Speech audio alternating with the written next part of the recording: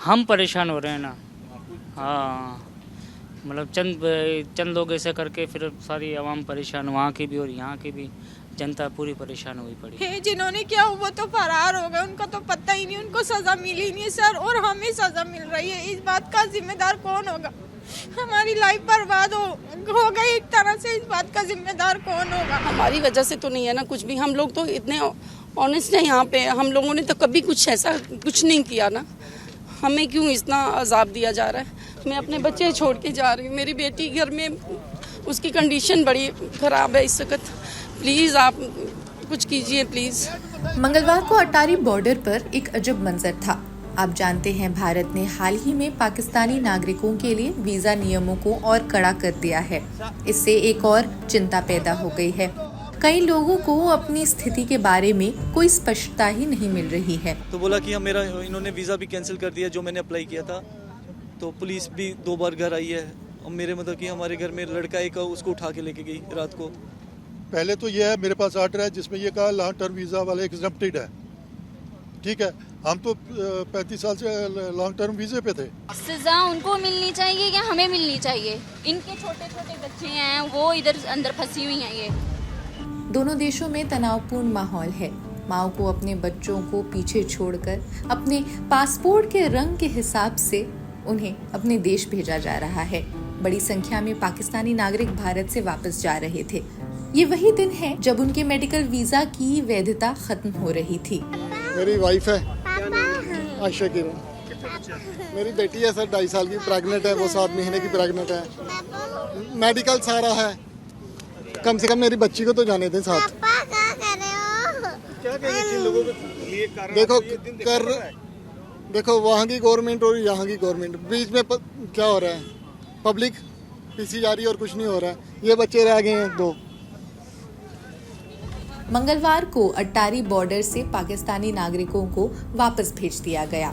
विदेश मंत्रालय ने कहा कि पाकिस्तानी नागरिकों के लिए will not be permitted to travel to India under the SARC visa exemption scheme visas. Any SVAS visas issued in the past to Pakistani nationals are deemed cancelled.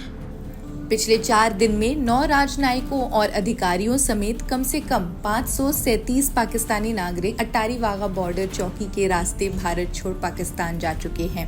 2019 में पुलवामा हमले के बाद से कश्मीर में ये सबसे बड़ा आतंकी हमला है। दिल्ली में कैबिनेट कमेटी ऑन सिक्योरिटी ने बुधवार को तत्काल प्रभाव के साथ अटारी में चेक पोस्ट को बंद करने का फैसला ले लिया। साथ ही 7 वीजा विशेष धारकों को भी रद्द कर दिया है। भारत के बाद जवाबी कार्रवाई के तौर पर इस्लामाबाद ने गुरुवार को वाघा बॉर्डर पोस्ट को बंद कर दिया।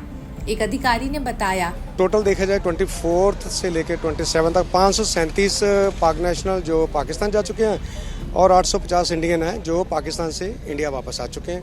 टोटल देखा जाए तो 1387 इंडियन और पाकिस्तान इनकी रेशो बनती है। कोई अभी जो डेडलाइन है उसमें कोई चेंजेस हुए दोबारा? नई इंस्ट्रक्शन के मुताबिक उन्होंने बता दी 30 तारीख का सार्क वालों को छोड़ के बाकी सभी जा सकते हैं और आ सकते हैं, और जाने वालों के पास पाकिस्तानी पासपोर्ट होना चाहिए, आने वालों की तरफ से इंडियन पासपोर्ट होना चाहिए।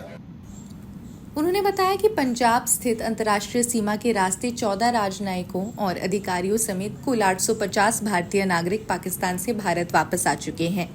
कुछ लोगों का कहना है कि उनके पास लॉन्ग टर्म वीजा होने के बावजूद उन्हें वापस जाना है। शादी को 14-15 साल हो गए हैं और 14-15 साल से यहाँ पे रह रहे हैं। हर साल में वो अप्लाई कर रहे हैं, कभी 2 साल का मिल रहा है, कभी साल का मिल रहा है। इस साल भी हमने 11/4/24 को जो 25 को एक्सपायर होना था उससे 2 महीने पहले तक हमने अप्लाई कर दिया है। डेडलाइन से पहले ही 2 महीने हमने अप्लाई किया है, लेकिन आज बोलते हैं कि आपका वीज़ा ही नहीं है। वो भी रात को, उससे पहले हम 25 को उनके पास गए हैं कि हमारा लॉन्ग टर्म वीज़ा है, हमारा कोई इशू है तो हमें बताएं। नहीं बोल, आप जाएं घर, आपके पास कोई इशू नहीं है आपका। ये जो है सार्क वीज़ा या अपने बिजनेस वीज़ा जो आए हैं फिल्म इंडस्ट्री उनके लिए, आपके लिए ऐसा कोई नहीं है। तो मेरी वाइफ है सर। बिल्कुल। तो कितने बच्चे आपके? सर 2 बच्चे हैं। कितनी एज इनकी? ये 7 साल का सर, ये 12 साल का। लॉन्ग टर्म वीजा होता क्या है? सीधे शब्दों में बताएं तो विदेशियों को किसी देश में लंबे समय तक रहने की इजाजत देने वाला वीजा। ये आमतौर पर 90 दिन से ज्यादा वक्त के लिए वैध रहता है। समझिए कि ये वीज़ा अक्सर लोग नौकरी करने, पढ़ाई करने या फिर अपने परिवार से मिलने के लिए लेते हैं। अगर आप किसी देश में लंबे टाइम के लिए सेटल होना चाहते हैं तो ये वीज़ा आपके लिए उपलब्ध है। कई लोग इसी के सहारे दूसरे देशों में रह रहे हैं। यहाँ पर हम मामू के घर आए थे, मेरे मामू के बेटे, तो फिर शादी कर ली थी मैंने इनसे। अम्मी के साथ आई थी मामू के घर और नानी के घर, तो फिर शादी कर ली थी इनसे मैंने। अब फिर मैंने वीज़ा के वो LTP के लिए अप्लाई किया था, नूरी वीज़ा के लिए, तो मैं पेंडिंग पर थी। तो जो पेंडिंग पर था उनको जाने के लिए बोल दिया। ज्यादातर लोग लॉन्ग टर्म वीजा धारक ही हैं जो अटारी बॉर्डर में परेशान और बेहाल नजर आ रहे हैं। हमारी अभी नई शादी हुई है, 2 माह हुए हैं शादी को। हमने LTP अप्लाई किया हुआ है, अंडर प्रोसेस आ रहा है और हमें ऐसे भेज रहे हैं नोटिस भेज के। ये तो गलत बात है ना। मेरा वीज़ा भी मेरे पास है, हमने वीज़े के लिए अप्लाई भी करा हुआ है, लेकिन मेरी नेशनलिटी के लिए भी हमने अप्लाई करा हुआ है, लेकिन आज तक वो मुझे नहीं मिली। अब मुझे इमीडिएटली इन्होंने बोला रात को 9:30 बजे कि भाई आपने बॉर्डर क्रॉस करना है। मैं यही गवर्नमेंट ऑफ इंडिया से यही अपील करना चाहती हूँ कि इतना क्यों मतलब कर रहे हैं हमारे साथ। मेरे बच्चे यहाँ पे हैं, मेरी मैरिज हुई है, मुझे 35 साल हो गए सर। मेरा क्या कसूर है इसमें? क्योंकि मेरी अम्मी तो खुद इंडियन नेशनल है, वो शादी होके वहाँ गई हैं, तो उन्होंने मेरी शादी यहाँ कर दी मामू के घर।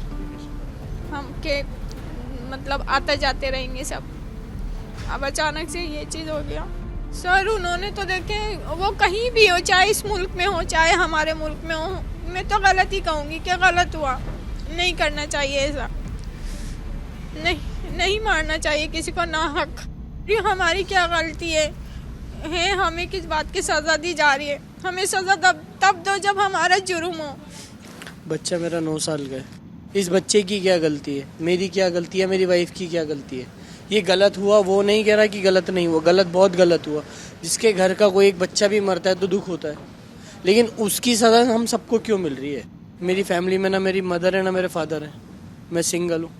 अब मैं इसको पालूँ या कमाऊँ, कैसे करूँगा? मैं कैसे मैनेज करूँगा? बच्चे को कैसे करूँगा? सब चीज़ में ये किस चीज़ को बताऊँ? कौन सी गवर्नमेंट को जाके अपनी परेशानी सुनाऊँ मैं? बात ये थी कि अभी जैसे हालात चल रहे हैं इसके हिसाब से मतलब एक मन में खौफ हुआ कि यार पता नहीं क्या हो। बच्चे हमारे सारे उधर है, बीवी बच्चे माँ बाप सारे उधर है। मम्मी पापा की ये वाक़या सुन के मम्मी पापा की तबीयत भी ख़राब हो गई। इसकी वजह से फिर मैं रिटर्न वापसी जा रहा हूँ। जी हाँ, बोला मेरा बच्चा उधर है तो उनको परेशानी हो गई। बोला ऐसे हालात हो गए, पता नहीं क्या हो, भगवान जाने क्या हो क्या नहीं हो। इसकी वजह से उन्होंने बोला तू वापसी आ जा, तो हम वापसी जा रहे हैं। लॉन्ग टर्म वीज़ा चल रहा था, हमने अपने टाइम पे अप्लाई कर दिया, लेकिन अगर उन्होंने दिया नहीं आगे, उसको आगे फाइल नहीं भेजी, तो जिस बंदे ने, क्लर्क ने या जिस अफसर ने भेजी तो उसको सज़ा दो ना, हमें क्यों सज़ाएं हैं? कोई भी नहीं है ना, प्रॉब्लम तो यही है।